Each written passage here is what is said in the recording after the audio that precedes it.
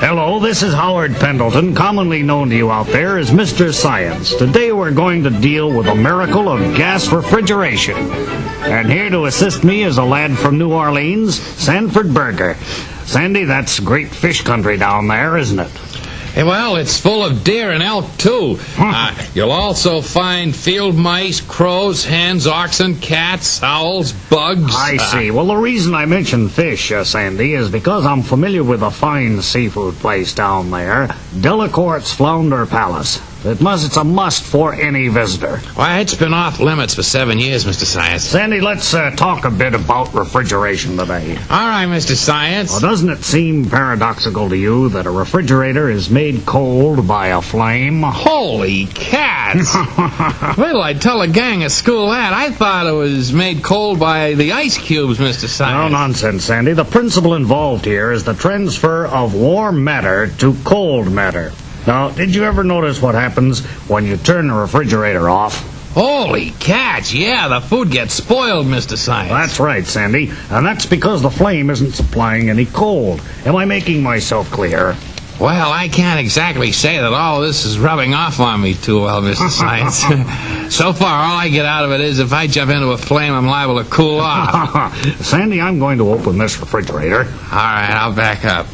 Now look in there and tell me what you see. Oh, gee, it's all wet. Leaping lizards. And the food in there is good and squashed up. And there's cheese floating down on the bottom, Well, Mr. now, Science. all this is certainly perplexing to me. I guess the Mr. Science custodian forgot to hook it up. Yes, there's quite a stanch there. Sandy, at any rate, you can see what happened here. The flame went out, and the refrigerator warmed up because of it.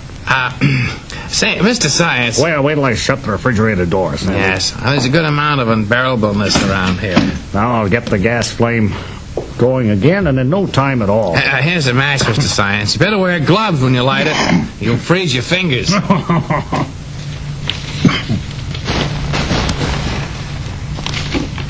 Well, there we are.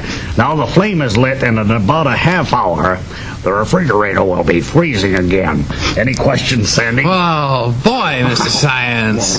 How come when my mother cooks a pot of soup on the stove, how come we don't get a load of ice instead of a pot of soup? Oh, well, a stove is based on an entirely different principle, Sandy. In a stove, the flame heats the soup.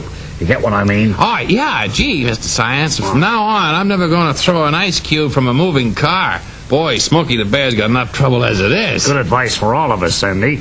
I'm glad I was given the opportunity to broaden your horizon here today, son. Now, this is Mr. Science, Howard Pendleton, saying knowledge is fruit for the mind, so try fruit consumption.